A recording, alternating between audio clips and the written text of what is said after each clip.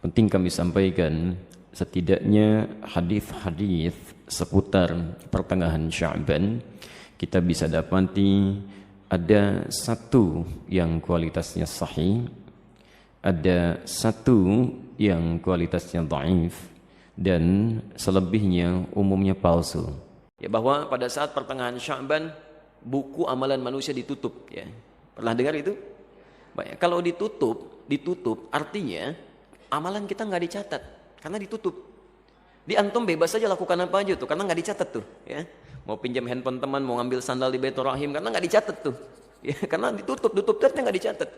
Dan mustahil buku catatan amal seorang hamba ditutup kecuali dia telah wafat.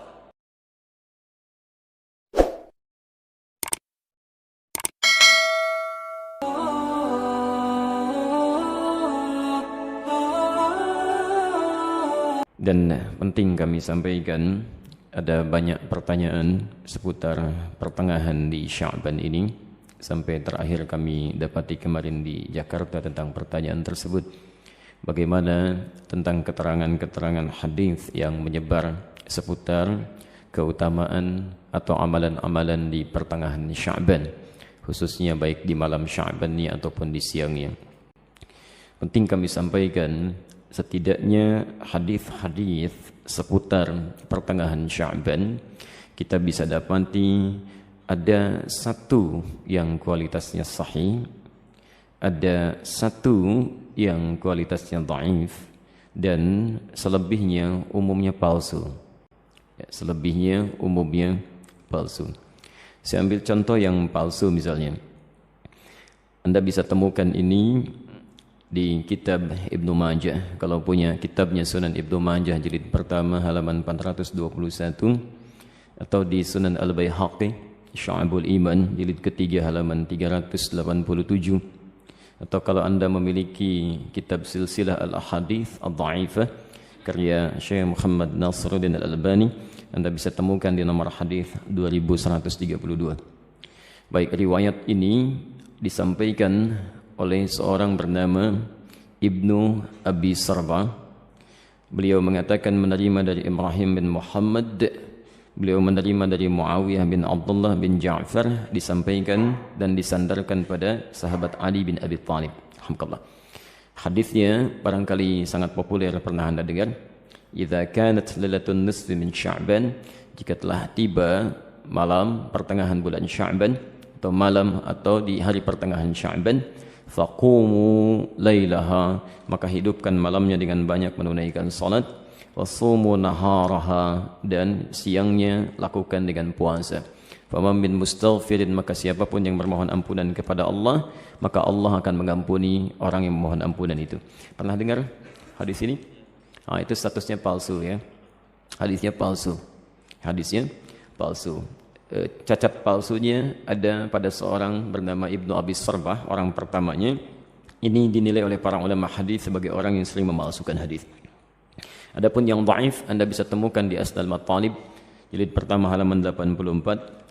Itu disandarkan pada Aisyah radhiyallahu anha bahwa satu kali beliau kehilangan Rasulullah sallallahu alaihi wasallam di malam pertengahan Sya'ban. Faqadtu Rasulullah sallallahu alaihi wasallam, dan itu bagian Rasulullah menginap di rumah beliau. Ya, diduga beliau sedang ada di tempat istri yang lain. Dicari oleh Aisyah, ternyata sedang ditemukan di Baqi. Ya, beliau sedang berdoa kepada Allah Subhanahu wa taala agar sekiranya Allah berkenan mengampuni para muslim yang telah wafat di pemakaman Baqi. Ya, maka Rasulullah menyampaikan, katakanlah Aisyah, hari ini Allah mengamati kepada manusia dan mengampuni orang-orang memohonkan ampunan. Ini statusnya dhaif, tapi juga disahihkan oleh Syekh Muhammad Nasiruddin Al-Albani. Yang sahih itu riwayat Abu Musa Al-Ash'ari. Abu Musa Al-Ash'ari. Anda bisa temukan di Silsilah Al-Ahadits As-Sahihah, alhamdulillah, karangan Syekh Muhammad Nasiruddin Al-Albani, nomor hadis 1144. Ini yang sahih. Yang kalimatnya juga singkat, ya, bahwa Nabi SAW menyampaikan Allah Subhanahu wa taala mengamati, bahasanya mengamati, ya, kepada hambanya, ya, di malam pertengahan Sya'ban, ya, di malam pertengahan Sya'ban, dan mengampuni yang memohon ampunan sekalipun sebanyak bulu domba di sekuk kalem. Itu yang sahih. Ya. Ini sebetulnya semakna dengan hadis-hadis qudsi yang disampaikan Orang pertamanya 31 orang sahabat senior. Dan itu biasa, keutamaan-keutamaan malam. Misal, yanzilu Rabbuna tabaraka wa ta'ala. Allah kemudian ya menghamparkan rahmatnya ke langit dunia kepada hambanya setiap sepertiga malam. Itu tiap hari itu. Ya, sepertiga malam. Ya. Maka Allah kemudian berfirman, faqala ya ibadi hambaku, siapa yang memohon kepadaku aku akan berikan, siapa yang meminta aku akan kabulkan, faman istaghfara liya, dan siapa mohon ampunan faghafartu lahu, aku ampuni dia. Itu tiap hari. Tiap hari. Jadi kalau Anda enggak minta itu rugi. Dan hadisnya qudsi. Ya. Dan khusus untuk malam Sya'ban, hadisnya berbeda seperti tadi kami sampaikan dari Abu Musa Al-Asy'ari, itu dimulai di malamnya. Kalau tiap hari di penghujung malam. Nah, jadi ini yang sahih.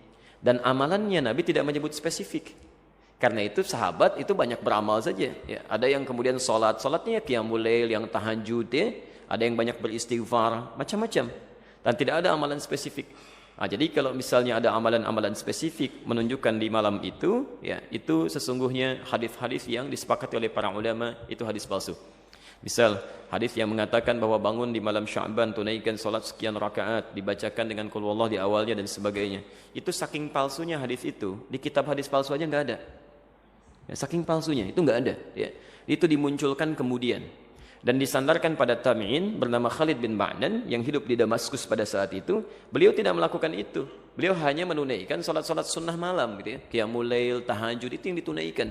Cuman orang salah menduga gitu ya.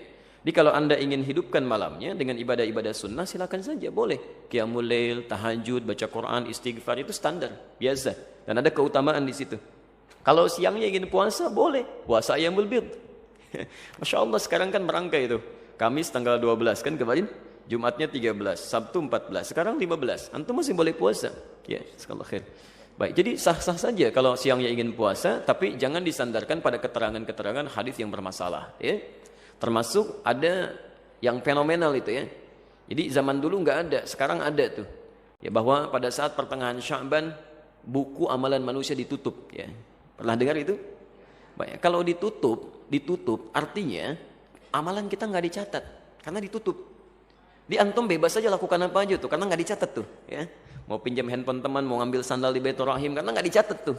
Ya, karena ditutup ternyata nggak dicatat. Dan mustahil buku catatan amal seorang hamba ditutup kecuali dia telah wafat. Ya telah wafat.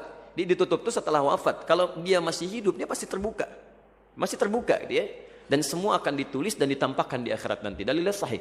Faman ya'mal mithqala dzarratin khairan yarah. Siapa yang berbuat satu kebaikan akan ditampakkan sekecil apapun. Ya, wa may ya'mal mithqala dzarratin syarran yarah. Yang ada hanyalah pena yang diangkat, yang tidak dituliskan. Itu pun bukan di pertengahan Sya'ban atau bahkan di Ramadan, bukan. Hanya dikhususkan pada 3 golongan tertentu. Rafi'al qalam an thalathin, kan? Atau an thalathah. Diangkat pena, tidak dituliskan hisabnya dari 3 golongan. Anis sabiyya hatta yahtalima, dari anak kecil sampai dia balik. Jadi kalau anak kecil tidak sholat, dia enggak dihisab oleh Allah sebelum dia balik. Itu diangkat penanya, tapi bukunya masih terbuka, catatannya ada. Ya. Tayyib. Kemudian siapa lagi? Wa anil majnuni hatta yufiqa. Ya, anil majnuni hatta yufiqa, dari orang yang terganggu ya kesadarannya, baik sampai dia sadar kembali, yang disebut tidak waras dan sebagainya gitu ya. Baik, nah itu tidak dihisab, tidak dihitung. Jadi kalau dia naik misalnya ngambil mangga Anda, dia lempar, kemudian dia ambil mangganya, Anda nggak usah marah karena Allah pun nggak hisab. Ya, Allah tidak hisab, jelas ya? Nah, karena dia melakukan amalan berdasarkan bukan karena kesadarannya. Dan yang terakhir, anin naimi hatta yastaiqidha.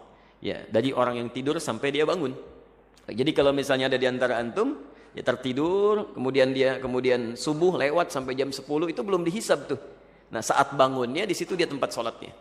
Ya, tapi bukunya tetap terbuka, nggak ditutup ya. Kalau ditutup artinya sudah meninggal dunia, sudah selesai. Baik. Dan tidak ada kerjaan malaikat nutupin buku, dibuka lagi tuh ya. Tolong tanyakan kapan ditutupnya, kapan dibukanya tuh. Oke. Jadi itu di antara amalan-amalan yang barangkali penting untuk disampaikan. Jadi tidak sepenuhnya keliru juga beramal di pertengahan Sya'ban, tapi juga tidak sewajarnya jika kita melakukan amalan yang tidak pernah ada dalilnya, ya sekaligus juga tidak ada ketentuan dan contohnya, itu barangkali yang coba kita hindari. Kalau beramalnya silahkan karena tuntunan umumnya ada, hadisnya dan sebagainya. Tapi amalan-amalan sunnah yang memang pernah diajarkan dan dicontohkan untuk dilakukan. Saya kira jelas ya.